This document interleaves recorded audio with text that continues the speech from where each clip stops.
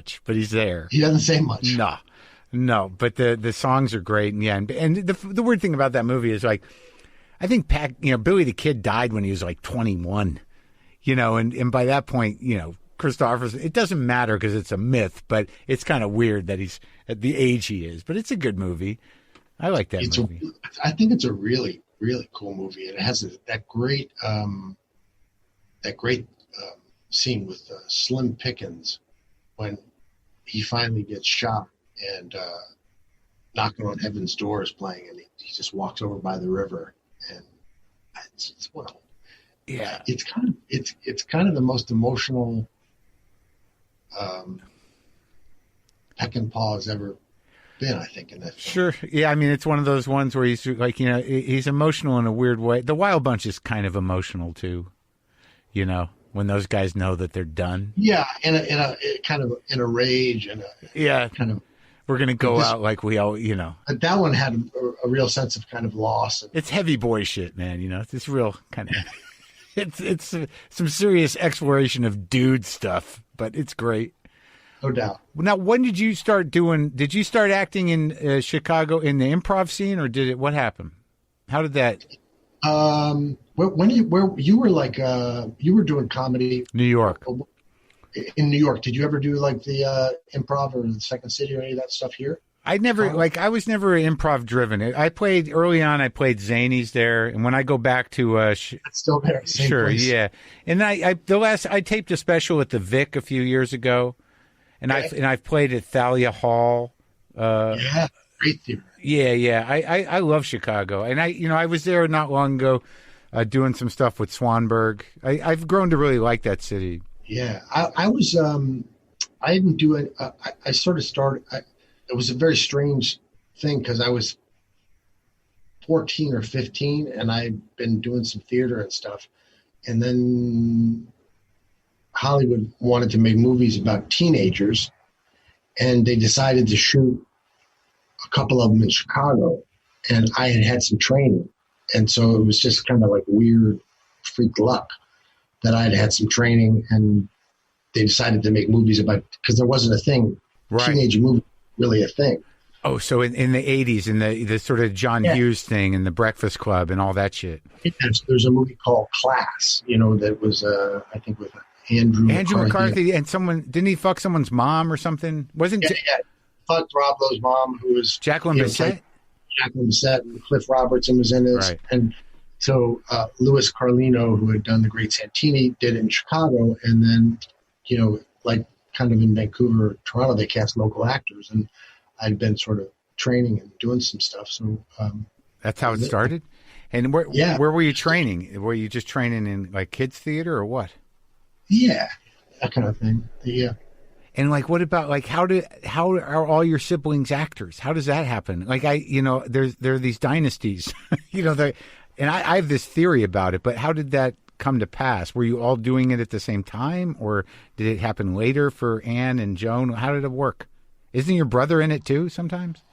Yeah, we've all dabbled in it. Three of us are still, that's what we do for a living. Anne, Joan, and myself. My sister Susie and Billy have done a bunch of theater plays and have done a lot of things.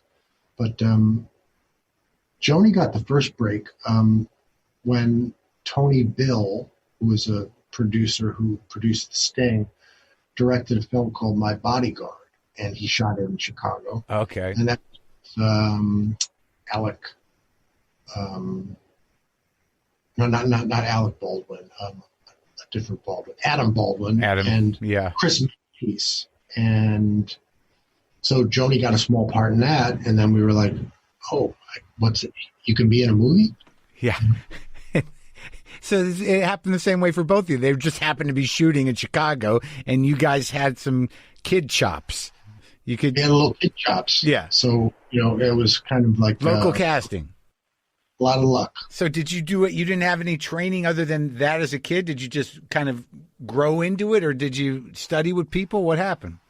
Yeah, no, I studied with a group in Chicago, and but then I was also, but by the time I was a sophomore in high school, I was learning on movie sets. So I really started.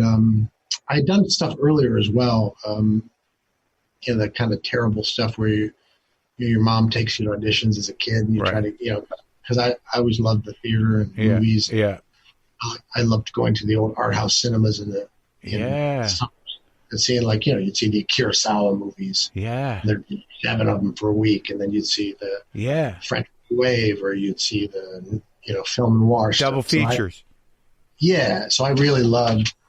If I wasn't going to a White Sox or a Cubs game, I loved going to those great old theaters and watching these old movies. Yeah, I did too. I was very into it, and then they started making movies in Chicago, and there was this audition thing. What do? You go in there and you try to try to get a part. Who were your guys? Who do you like watching the most? In terms of when I was a kid, or yeah, I mean, what was it like? Because it seems like as an actor, people are sort of like, that guy knows how to do it. I want to. Who are your faves? Or who do you consider? In terms of the acting guys? Yeah, but as a comedian, actor, or oh yeah, no, I have them. I definitely have different heroes for different reasons. I think Richard Pryor brought a lot of heart to the game in a way that no one had. So there's a certain vulnerability and a sensitivity to the type of comedy I like that you don't see that often. And I think him and his more honest moments was really something. In terms of acting, it sort of shifts a lot, because when I started acting myself a bit more, I started to try to see, what people were doing more, and how, is there a craft to it? How much of it is just a natural talent? It seems like a lot of it, about 80% of it or more is you either have the talent for it or you don't. And then if you do, you polish it up however you're going to polish it up and get something into place for yourself. Yeah, I remember that Richard Pryor. I remember that Richard Pryor bit where he was doing something on either Johnny Carson show or one of his stand-up specials. Yeah. But then he played a junkie. Yeah. And then it ended with, "I wish you the best." Yeah. And I remember just being heartbroken. He just, at the end, he just sort of looked at whoever he was talking to, the audience, and said, "I wish you the best." Right, the heart, right? Oh my God, amazing. Yeah, it was really something, man, when people really lock into it. But when you do the work, do you like what was I thinking about, man? Like you said, for this most recent role, you think about how people see themselves and who they are in reality. But early on, I mean, you seem to have. Do you have some sort of process that you do? Because I talk to people mostly to help myself, in terms of how you approach a role on any given time. Do you read the thing over and over again? Do you, if it's not like you, what is it? How do you do it? Kind of depends, if you're doing something that, I don't know, doesn't have, if it's kind of a straight genre, but there's, you don't try to turn, I don't know, a postcard into On the Waterfront, Right. But if you get something with some depth, right, then I think you just sort of really immerse myself in the world of it to the point I don't know the difference between my thoughts, my dreams, and the character, Yeah, and you do that through reading or through just thinking about the guy, or yeah, or even dreaming stuff. I'll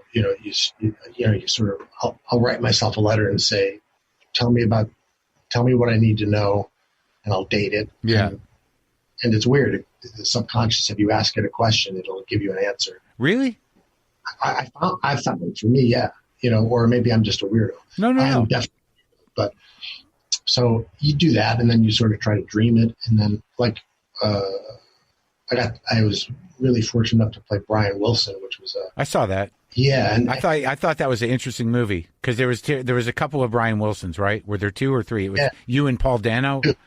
Yeah, me and Paul Dano. Yeah, and Brian was still alive, but so for that one, I would just immerse myself in his music. So literally, I would just live in his music. How was that for you, man? Because I talked about that. I was talking about that the other day. I have a hard time listening to his music because I can hear the struggle and the sadness in his heart. I said the other day, it was like listening to sadness filtered through cotton candy. But it has it has an effect on me that it's too heavy for me sometimes. Yeah, I mean he's strange constellation of attributes and Yeah. but because he's really a tough guy in a lot of ways, to survive what he survived, but he's also like this, just it's like he's like a heart with two legs. And his antennas just Right. his tentacle just out into the ether. I mean, the guy's he's a wizard. Yeah. No. Yeah. Oh, for sure. Real. But what was interesting for me on that one was the Smile Sessions box set. Oh, From okay. 1966, which was as kind of, you can listen to it. It's 4 albums and the demos and the outtakes, and you can hear him constructing the music. Yeah. And this is, pre-computer, where if you needed 4 oboes, you had to have 4 oboes. And he can say, okay, let's have the 3rd oboe Yeah. and inch off the mic. And he's doing it all with one ear. And he's constructing like symphonies in pieces. Wow. And no one knows exactly what he's doing, but he has it in his head. Yeah. And you also hear him interacting with all of the people in his life. So it was almost as if there was a tape on Brian's psyche, and that was the kind of he had done Pet Sounds, and then he'd done the Smile Sessions, and he was he was a sort of a one-man Beatles, right? He was in an arms race with the Beatles to try to figure it out, out-genius each other. Yeah, and Paul McCartney came and heard Smile Sessions, and he actually chewed the carrots on the song Vegetables. He did. And then he went back to England and said, scrap everything. Yeah. We've got to steal this guy's sound. Well, I don't know. He just blew his mind. His mind was blown as well. Right. The Peppers came out.